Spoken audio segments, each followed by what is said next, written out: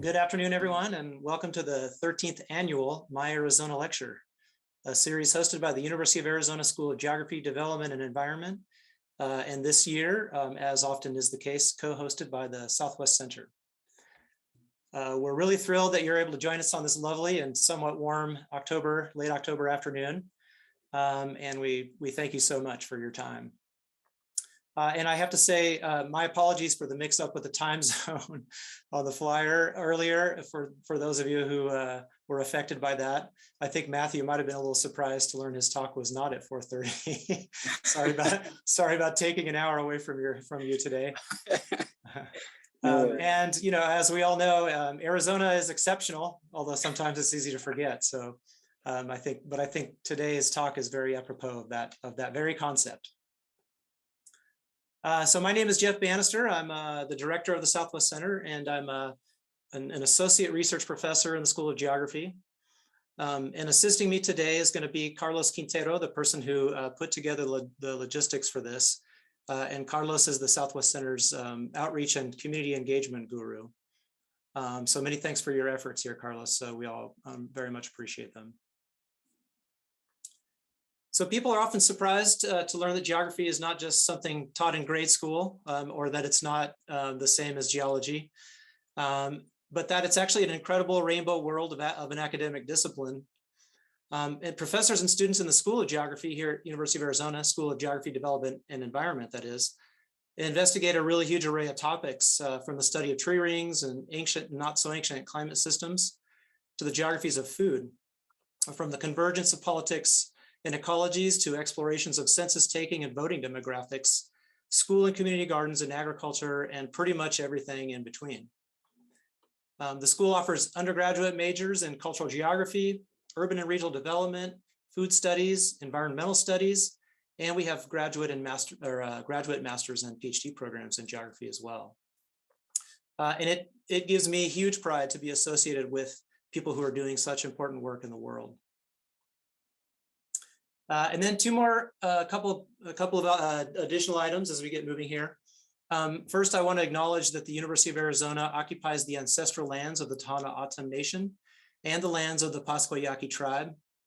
We respect their cultures and histories as well as those of indigenous peoples everywhere. And a brief word about the series itself. So the idea for My Arizona was hatched by my geography colleagues, Sally Marston, Diana Liberman, and JP Jones, who one day about 11 or 12 years ago started talking about how, as a school, we might be able to create a space for showcasing Arizona's great historical complexity and biocultural diversity for broader audiences. And as JP marked in his introduction to the first lecture in 2009, and I'm quoting here, for many UA newcomers, we thought, wouldn't it be great to have a lecture series that invites new students and faculty to learn something about their adopted state? And wouldn't it be great too, to invite the public to see some of the work that we are doing on campus to make Arizona a richer, more just, and more sustainable place? We also decided that we wanted to personalize the lectures, so we chose the My Arizona title to invite evocative and impassioned inquiries into Arizona's sense of place.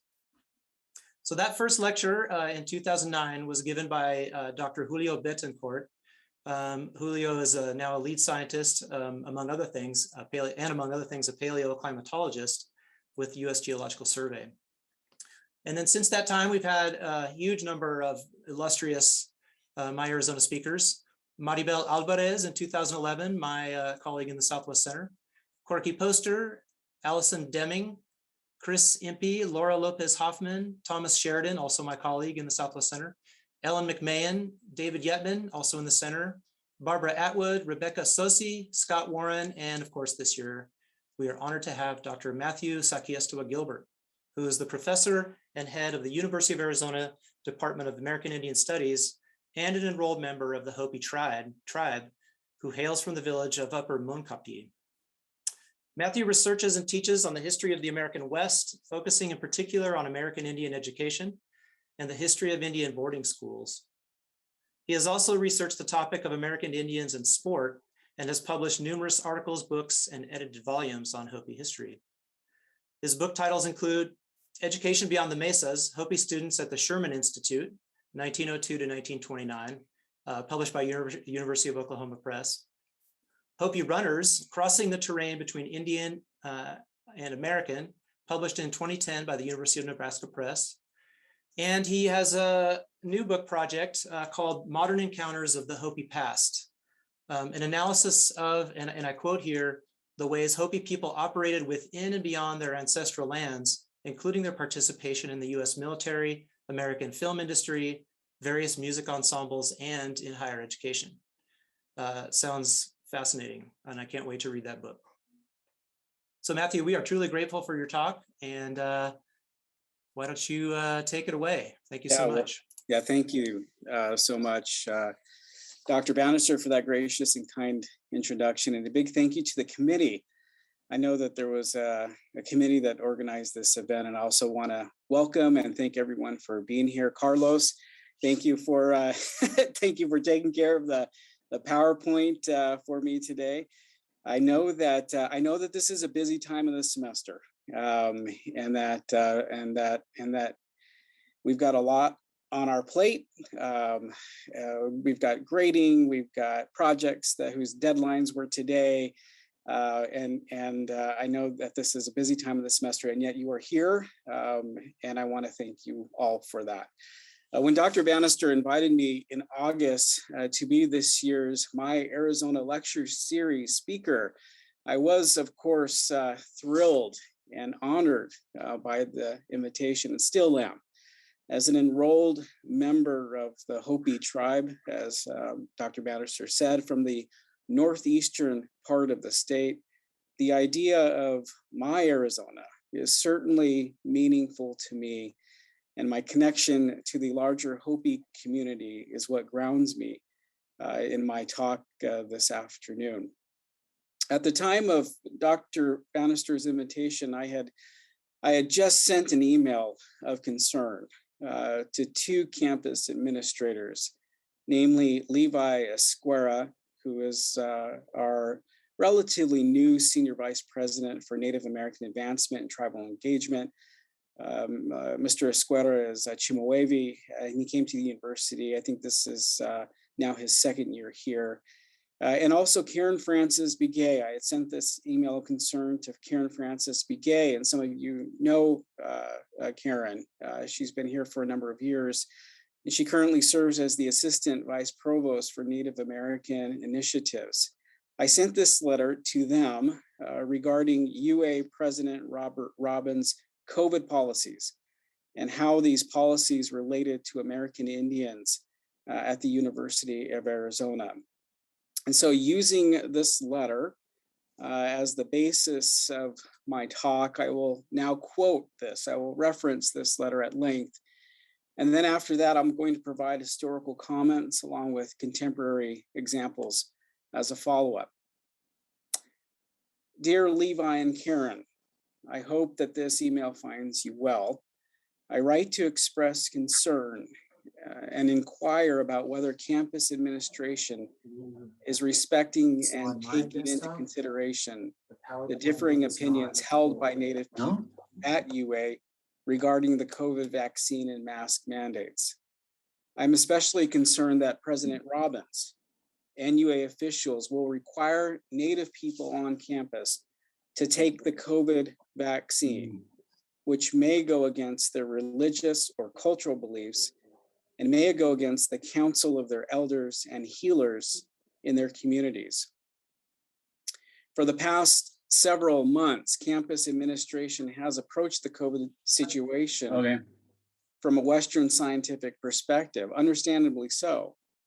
However, this approach does not take into account or give room for an appropriate Native response to the vaccine based on an individual's cultural or spiritual beliefs, nor does it consider the long and painful history that Native people have endured involving the federal government's mandatory inoculations, forced sterilizations, and racism and discrimination toward Natives under the guise of, quote, public health, end quote.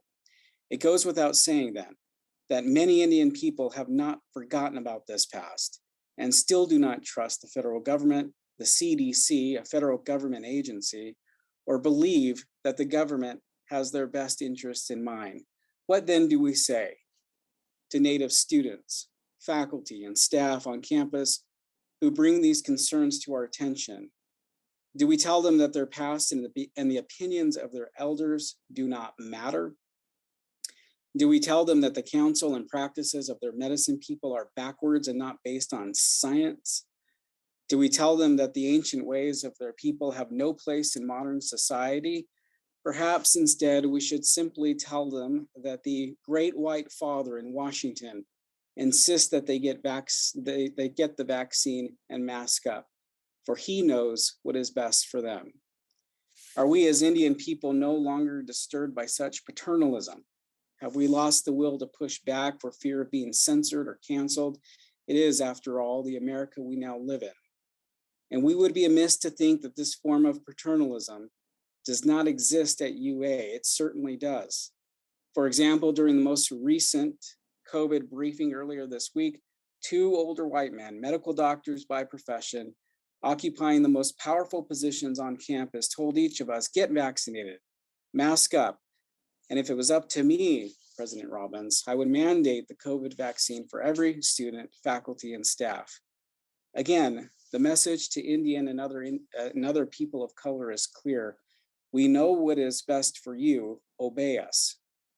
But this one-size-fits-all approach diminishes and or ignores the very real cultural and historical differences and concerns among Native people and the other so-called ethnic minorities on campus.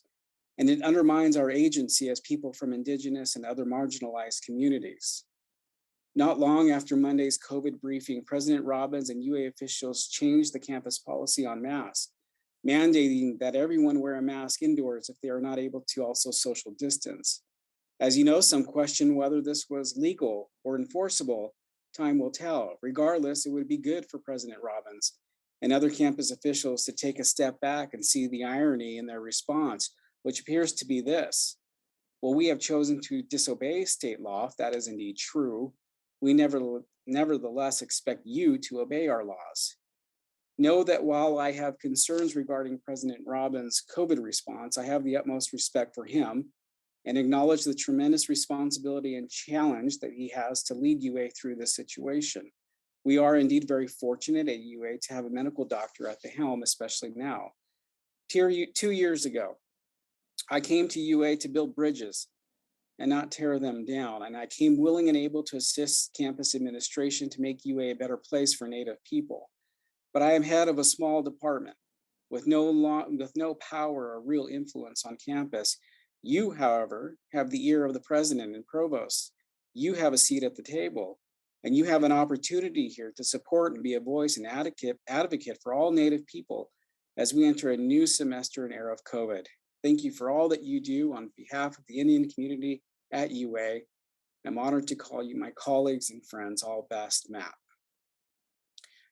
Prior to Europeans arriving on this continent, Native people dealt with diseases and other forms of sickness with traditional remedies. They made medicine from plants, performed ceremonies, and called on the spiritual world to help in their time of need. When diseases such as smallpox, which had been introduced by Europeans, entered the Indian world in the early 1600s, the people approached these diseases as they had others for thousands of years, relying on the practices of their medicine men and women, seeking wisdom from their elders and recalling lessons from the ancient ones. Sometimes their traditional medicines brought people relief from the devastating effects of smallpox. Other times they did not. For my people, the most well-known smallpox outbreak on Hopi lands took place in 1898 and 1899, mostly confined to the Hopi villages on 1st and 2nd Mesa. Smallpox infected some 632 Hopi individuals during that time period, killing 187 of them. Although the federal government had launched a campaign to inoculate 1,000 Hopis with a smallpox vaccine, only 412 people, quote, submitted to the government's vaccination program, end quote. The so-called traditional Hopis, still clinging to their old ways and ancient remedies. And that expression, clinging to their old ways, was an expression that the federal government often used to describe especially older, elderly Native people who continue to practice the ways of the ancient ones. Refuse to comply. These traditional Hopis refuse to comply with the government. Instead, they encourage the people to rely on their Hopi remedies. They encourage the people to reject the white man's medicine, and they encourage the people to resist. Furthermore, traditional Hopi individuals believe that smallpox entered their lands because the people had been drifting away from the Hopi way of life and embracing Western thinking and practices. In this regard, they understood smallpox to be a form of punishment. The federal government, however, had little patience or sympathy for Hopi resistors. Government officials forcefully removed them from their homes, burned their belongings, and arrested many of them. Noted historian of Southwest American Indians, certainly an individual that I'm sure a number of you have read, Robert Trennert once observed that the Hopi smallpox epidemic of 1899 was a costly, sad tribute to cultural misunderstandings. Because of a decade of insensitive forced acculturation, many Hopi leaders believed that any government attempt to promote their welfare was simply a trick to destroy their culture and beliefs. And in response, they resisted and they refused to cooperate. And the Indian Bureau tried to save lives, but cultural insensitivity and the desire to graft medical treatment onto the boarding school issue made cooperation impossible. The result was unplanned, unavoidable disaster that did nothing to alleviate the traditional Hopis' suspicions of white government and contributed to the widening rift between tribal factions. Of course, the government's campaign to inoculate Indian people, which furthered Indian distrust of bureaucrats in Washington, did not begin with the Hopi in 1899, but several years before. In 1832, under President Andrew Jackson's administration, Congress passed the Indian Vaccination Act, which allowed funding for the federal government to vaccinate nearly 50,000 American Indians against the nation's smallpox epidemic. While one may be tempted to conclude that the federal government had purely noble intentions in forcing Native people to be vaccinated, the opposite was true. In her article, Lewis Cass and the Politics of Disease, the Indian Vaccination Act of 1832, former AIS PhD student, that is American Indian Studies at the U of A PhD student and lecturer at UC Berkeley, J. Diane Pearson, observed that, quote, as the largest program of its kind in the United States, a protection of American Indians from a deadly disease was the ostensible goal of the program, though other federal agendas provided the real motivation.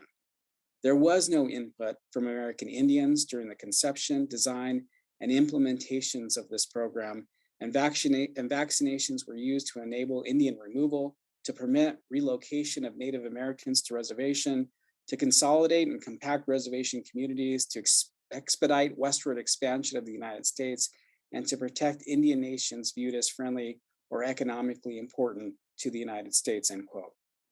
Considering this history, it is no wonder that many American Indian people today still distrust the federal government and are among the first people to remind that government of its past. That past, I should add, also and always gives meaning to the present.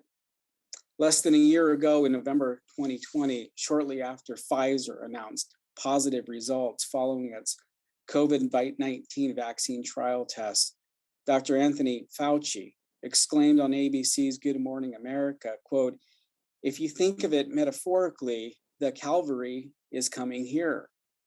His reference to the US Calvary, however, did not sit well with some Native people who associated soldiers on horseback with destroyed Native lives, wrecked Indigenous communities, and even genocide. Regis Picos, a member and former governor of the Cochiti Pueblo Nation, New Mexico, noted that, quote, to Indian people, it signifies the beginning of a massacre. It references the threat of soldiers on horseback during the Indian Wars, end quote. Of course, Fauci's reference also takes me back to the Hopi smallpox outbreak in 1899, when the federal government sent the Calvary armed with Hotchkiss guns and other small arms to the Hopi villages to force the people to comply with its health mandates. Why?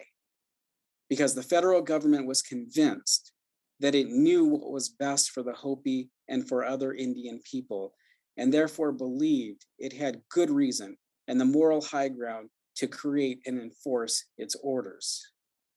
If only this form of paternalism only existed with the federal government and only existed in the past.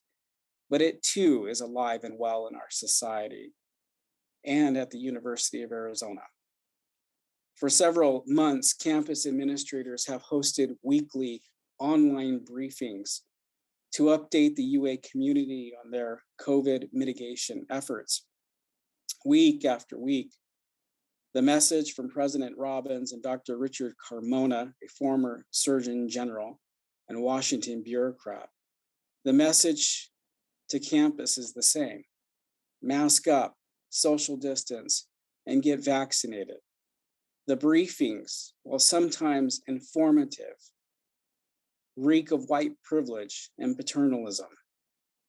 Throughout my career, I've spent considerable time critiquing and pushing back against the idea and practice of white paternalism, especially as it relates to Native people.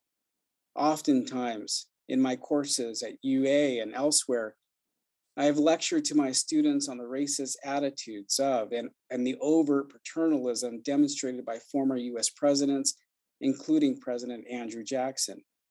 Known for forcefully removing and killing thousands of Indians from their lands in the Georgia and the Mississippi region, he viewed Indian people as children, his children, and himself as their all-knowing, all-trusting father who always had their best interest in mind.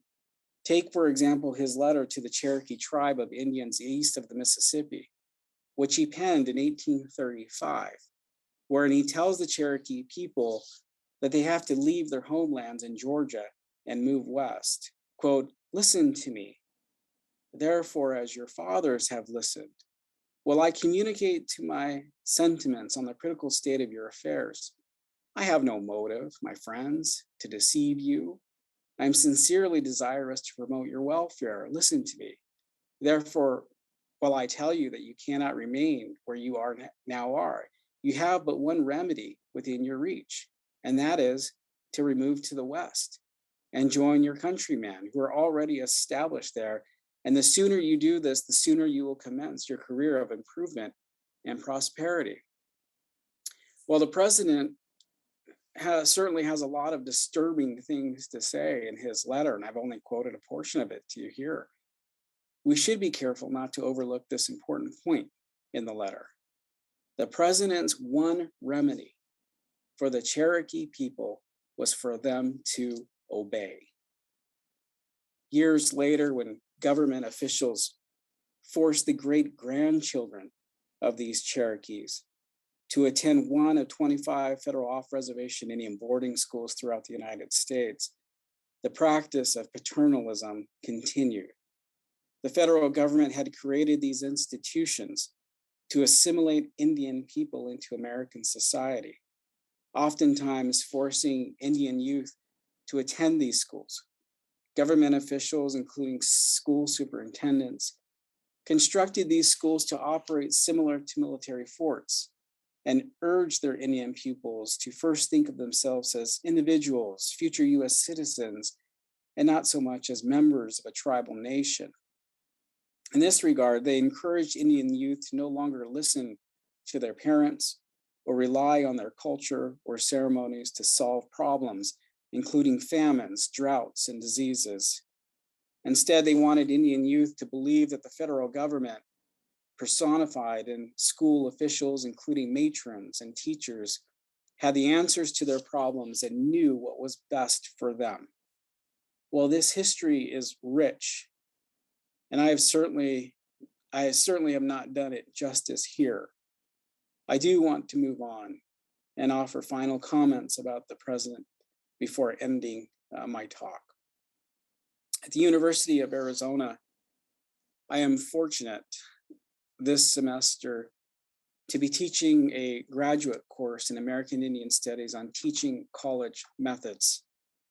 I have 6 students in the course. All but one are new to the university, all bright, engaging, and each dedicated to the field of American Indian Studies. In this course, we spend considerable time in this very room that you see here on the PowerPoint, talking about the foundational pillars of our field, including tribal sovereignty, nationhood, native agency, self-determination, and decolonialism.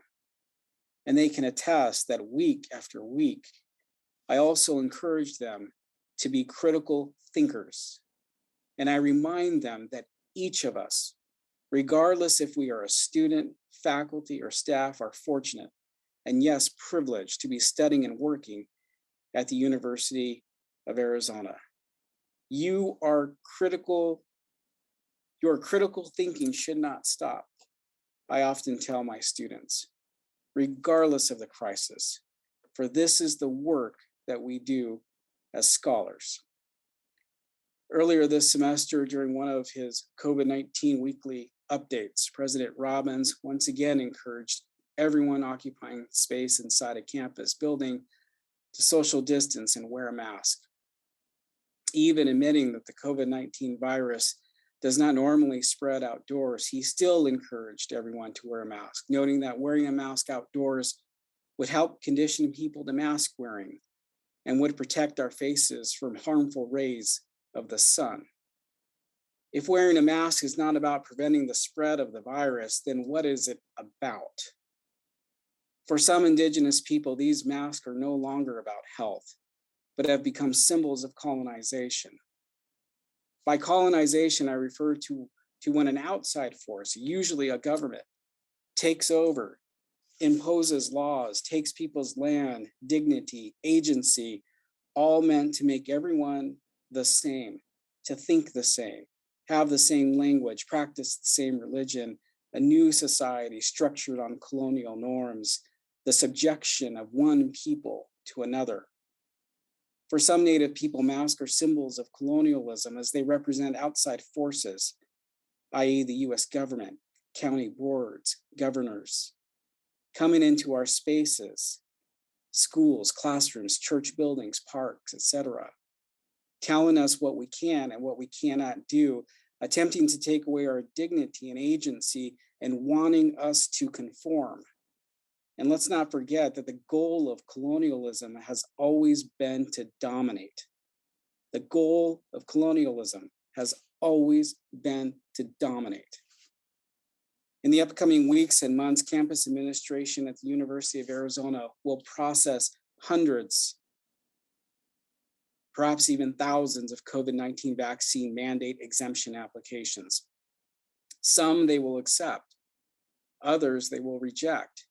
For those who either refuse to comply with the mandate or whose exemption applications are rejected, what will happen to them? We don't know for sure.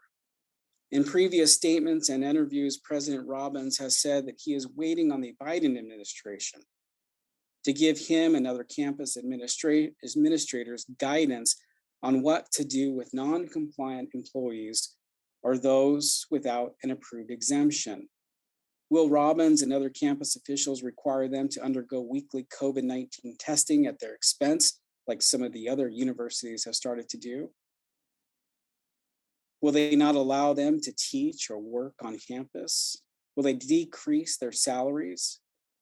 Perhaps he will simply fire them or force them to resign. That is, to make life so miserable for them that they end up leaving. Native people and non-Native people alike, those who have faithfully served this institution as excellent scholars, teachers, staff, and administrators, none of that may matter. What will matter is compliance. Again, I remind you of my letter. Quote, "We know what is best for you, obey us," end quote. Well, much more can and should be said about this topic, but at some point I need to end my talk, and this seems like a good point to do so. The university has one angry Indian on its hand. I think you can see that. I think you can hear that in this presentation. And this Indian happens to be the head of the Department of American Indian Studies, a senior scholar of Native American history, and a member of an Indian nation in Arizona. But this Indian also knows the value of working together to solve problems. And so I offer the following recommendation to campus administration, which I hope they will consider. First, keep your white privilege and paternalism in check. Stop using your positions of power in society and at UA to tell brown, black, and other white people what to do with their bodies. This is not a new mandate about academic excellence. It is about people's health and a new experimental vaccine whose long-term effects have yet to be determined. Second, take Native agency and self-determination seriously. Listen to us when we speak up and when we push back. If you are going to acknowledge our land, then you need to also acknowledge our right to Native agency and self-determination. To deny us these rights is to encourage and further colonialism on this campus. Third, be understanding and compassionate with Native and non-Native people who choose not to comply or fail to secure an approved exemption to the COVID-19 vaccine mandate. You have already sent your Indian agents to the Native community at UA to urge us to comply or face consequences that could negatively affect our employment. As I told one of these individuals yesterday in an email, quote, the university's COVID-19 vaccine mandate is an attack on Native agency and Indian self-determination. Urging Native people to comply with this mandate or face possible consequences that could impact our employment only perpetuates this problem and furthers fear among Indian people at UA. Now is the time that we need allies in our campus administration to fight for us, not threaten us. And fourth, become less dependent on the federal government. Clearly, the timing of this vaccine mandate had little to do with health and more to do about the threat of losing millions of dollars of federal funding. Because of the university's dependence on federal monies and failure to secure financial independence from Washington, people at UA will suffer, and some of them may even lose their jobs. This is not right. I'm happy now to take your questions and comments. Thank you so much, Matthew. I appreciate so much the historical perspective on this really tricky topic. And I also appreciate very much you elevating my perspective on this issue. I have my own many blind spots around it, so thank you. I really appreciate that. Let's see here. Andrew Comrie has his hand raised. Go ahead, Andrew. Hey, Matt. Thanks so much for what you knew would be a provocative talk, and what you'd warned us would be a provocative talk. And thank you very much for speaking so openly and honestly and sincerely with the group about it. I have a question, which is, as you raised this with your colleagues on campus, A, what did you hear back from them? Have you had any kind of responses? And B, as you discussed this issue with your colleagues in AIS and elsewhere, what sort of range of opinions have you got back? Frankly, from all kinds of people, but particularly from folks like faculty in AIS. I'm just curious what the sort of commentary is behind the scenes on this kind of argument. Yeah, no, thank you for that, Andrew. That's a really good question, and I'm glad you talked about it. I addressed that actually in the talk itself, but then I pulled it out. So I'm glad you raised it. When I sent this email to Levi and Karen Francis Begay, Levi quickly responded within a day or two. He was supportive. He understood my concerns. He talked with me about some of the issues, some of the ways in which campus administration is attempting to at least address some of the concerns that I had raised up. It made it seem to me that perhaps he sent the email to the president, or at least informed the president about some of my concerns. I did not hear back from Karen Francis Begay. No acknowledgement on my email to her. I also sent the email to my dean, JP Jones, in the College of SBS, and his cabinet, all of whom sent me a very supportive email, and gave me their support and said, look, if you don't hear back from the president's office on this, that you let us know, and we will go to bat for you, essentially what they told me. And so I'm really fortunate. I mean, JP Jones, Dr. Dean Jones has been a huge supporter of American Indian Studies, huge supporter of me. He's progressive in his thinking, and he understands these issues. As far as my faculty, I also sent this email to my faculty just to let them know. I didn't ask for their comments or opinions on it. I just said, this is my perspective. I'm not speaking on behalf of the department. I know there's probably a number of different views and perspectives about this within our department. And to my surprise, only one person, an affiliate faculty member, responded to my email. I'm not exactly sure why that is. None of my faculty have talked with me about this topic. Certainly, they're not talked with me about the email. And this is not, it's just not my faculty here. I've sent this email to other heads and chairs of American Indian Studies programs across the nation, thinking that perhaps it would be helpful to them, because this might be a battle they are going to be facing really soon. And I received nothing back in response. No one wants to touch this. And I think there are different reasons why. I've sent this to reporters, that email to reporters, local reporters here in Tucson, who I listened to week after week. And I thought, well, perhaps they'd like to have another perspective. None of them responded back. The only news outlet that has reached out to me regarding this is the Arizona Republic, who I might be represented here today.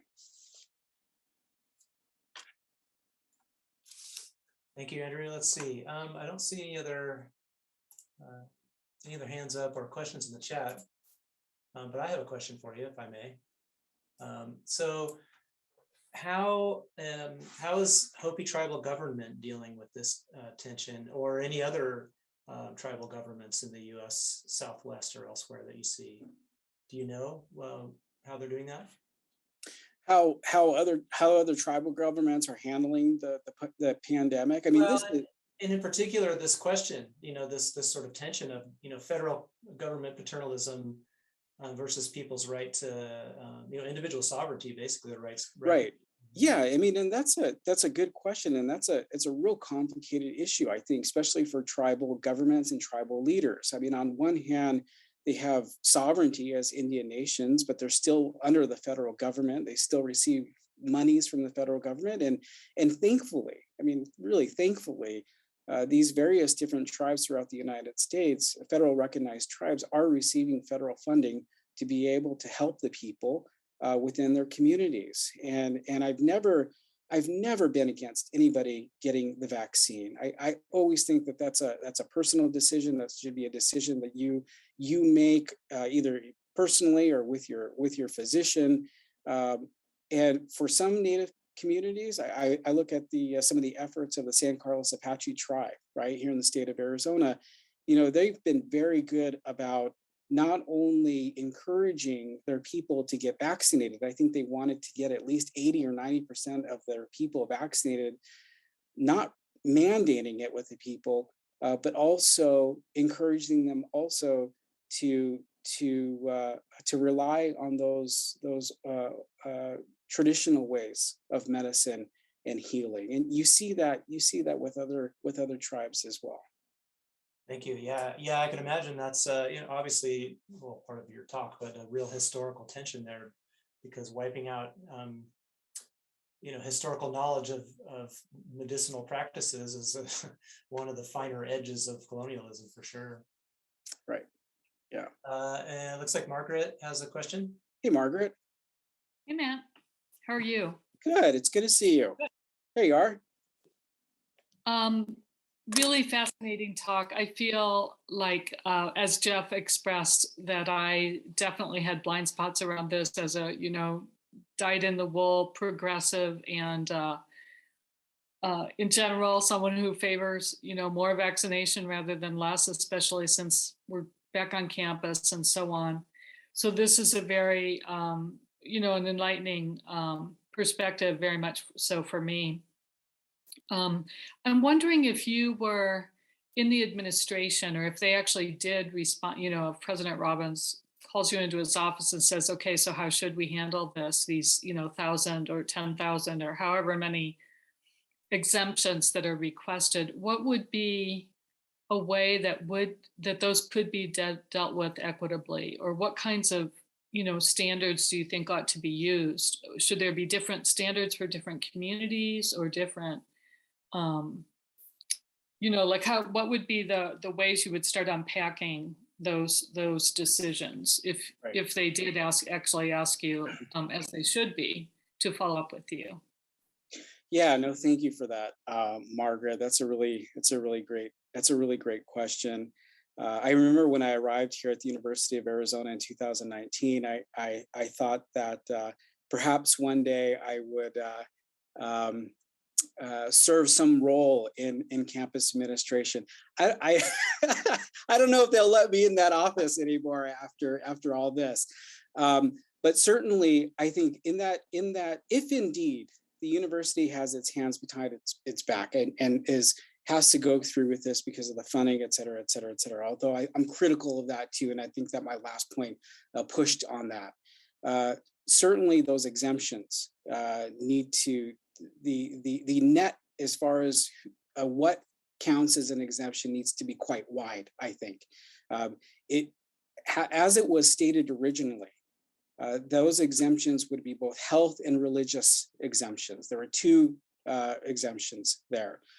I'm not sure if my email and raising my concerns had any effect on this or not, but I recently saw earlier this week that campus administration also included both spiritual and cultural reasons for areas of exemption that someone could go through. I also believe, especially when you're dealing with marginalized communities, right? The idea of historical trauma in the past and these real fears that exist within our communities, those need to be taken into consideration as well. And so, as I told Levi Esquera in an email yesterday or the day before, that the inclusion of spiritual and cultural, which are two words that I used in that letter to him back in August, that those two areas were included, or two topics included in the exemption policies. That's a step in the right direction, but I don't think it's enough, and I would continue to push for more. It's really going to be interesting to see. It's my understanding that within the first 3 or so days of the mandate, there are already 148 religious exemptions filed. That's just 3 days. Who knows what that number is today? Okay, thanks for that question, Margaret. Let's see, let me look at my screen and see. I don't see. There's Celine's got a question. Okay. Celine, and I know you direct messaged it to me, but I'm just gonna address it out loud if that's okay. Essentially, what Celine is asking is, as a student, how can we bring awareness to this issue and to some of the points that I'm saying? Celine, that's a really great question, and I thank you for that. And one of the things, as I mentioned to my grad students, is I just urge them to think critically. Don't take anything for granted. You are in school. Whether you're an undergraduate student or a graduate student, you should be asking questions. You should be pushing back. This is the time to do that. And I wrote my letter. It's now posted on my blog and has been for over a month now, beyondthemesas.com.